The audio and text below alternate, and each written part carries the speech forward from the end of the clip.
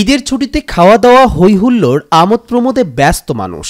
এরই মধ্যে চিত্ত বিনোদনের জন্য মানুষ পরিবার পরিজন কিংবা প্রিয় মানুষটিকে নিয়ে চলে যান সিনেমা হলে।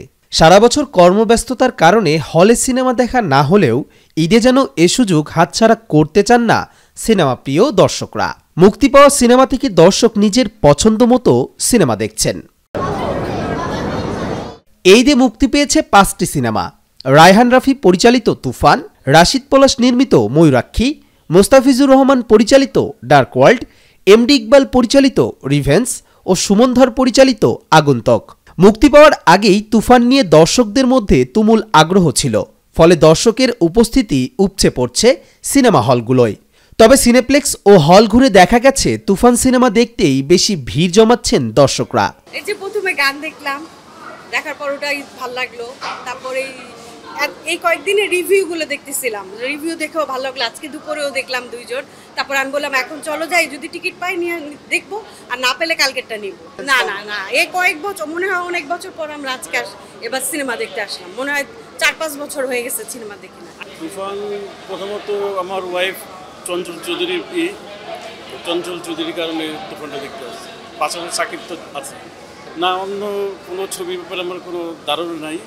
তুফানটা আমাদের টার্গেট ছিল চঞ্চল চৌধুরীর কারণে। ঈদে তো বেসিক্যালি সাকিব খানের ছবি দেখা হয়, সেটার জন্য তুফান দেখতে আসছে। গতকালে একবার দেখছিলাম, কিন্তু ফ্যামিলি দেখে নাই। তাদেরকে বলছে এখন তারাও বলতেছে দেখার জন্য, তাই নিয়ে আসছে। আগে সাকিব খানের অনেক মুভি দেখা হয়েছে, কিন্তু তুফান মুভি যেটা, এটা একটু ডিফারেন্ট। এটা আপনার ন্যাশনাল লেভেলের মুভি। রিভেঞ্জ তো দাদা, আমি ইকবালের কথা শুনলে ওই যে কি বলে, এখন তো উনিও প্রযোজকই, ডিরেক্টরের পাশাপাশি ওনার কথাবার্তা শুনলে তার মুভি দেখার ইচ্ছাটা জাগে না। তুফান মুভি দেখতে আসছি ভাইয়া। তুফান আমার হাজবেন্ড গতকালকে দেখার পরে আমাকে বললো যে তুফান মুভি দেখবে, তার জন্য আমি আসলাম। হ্যাঁ, খুব ভালো লাগছে আমার। আর উনিও বলছে আমাকে খুবই সুন্দর মুভিটা, শাকিব খানের মুভি তো, তার জন্য। মানে বাংলা মুভি তেমন দেখা হয় না, কিন্তু শাকিব খানের মুভিটা আসলে দেখা হয়। টিকটকে শুনেছিলাম, এভাবে দেখা হয়। 3 দিন পরে আসি দেখতে, এখন আমার বলে টিকিট নেই। তুফানই দেখতে হবে, ওখানে মনে ঝড় তুফান বইতেছে। আমি আগে দেখার কথা, কিন্তু সবাই দেখে ফেলছে। ওই 4টা ফিরেও দেখবো না। রায়হান রাফির সবগুলো সিনেমাই সুন্দর হয়, এই জন্য সিনেমাটা দেখবো। বা শাকিব খান আছে, ঈদের ছবি, নতুন ছবি আর শাকিব খানের ছবি, তা ভাবলাম দেখি। না, আমি আসলে তুফানটাই মেনলি দেখবো, না। এদিকে 2 দিন আগে তুফানের টিকিট না পেয়ে মধুমিতা সিনেমা হলে ভাঙচুর করে সিনেমা দেখতে আসা দর্শকরা। 70 টাকা টিকিট 200 টাকা চাইছে, আমরা ওটা রাজি হয়েছি। 200 টাকার পর 500 টাকা বলছে, আমরা ওটা রাজি হয়েছি। যত পাবলিক দেখতেছে ওনারা তত দাম বাড়াইতেছে।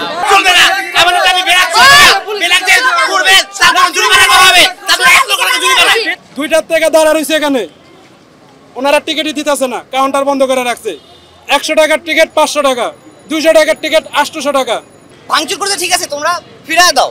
ওরা কি করছে, 4-5 জন যারা ব্ল্যাকে টিকিট বিক্রি করে, তারা বাস নিয়ে আসছে। একজন হয়তো সাংবাদিক, আপনাদের মধ্যে একজন হয়তো আহত হয়েছে বা ব্যথা পাইছে, এরকম কিছু দেখ। অনেকেই হয়তো আহত হয়েছে, অনেকে সিরিয়াস, মাথাও ফেটে গেছে একজনের। তখন পাবলিক কাউন্টার দিছে, এই জন্য অনেক একটা বড় গ্যাঞ্জাম, একটা হ্যাসেল সৃষ্টি হয়ে গেছে। ঈদের দিন থেকে দেশের প্রায় 123টি প্রেক্ষাগৃহে মুক্তি পেয়েছে সিনেমাটি। মুক্তির একদিন পর থেকে স্টার সিনেপ্লেক্স কর্তৃপক্ষ 21টি থেকে বাড়িয়ে 47টি শো প্রদর্শন করছে। যমুনা ব্লকবাস্টার সারাদিনে 14টি শো প্রদর্শন করছে। এর আগে কোনো বাংলা সিনেমা এত বেশি শো পায়নি ব্লকবাস্টারে। তথ্যগুলো প্রযোজনা প্রতিষ্ঠান সূত্রে জানা গেছে। কবির চৌধুরী জয়, মাই টিভি অনলাইন।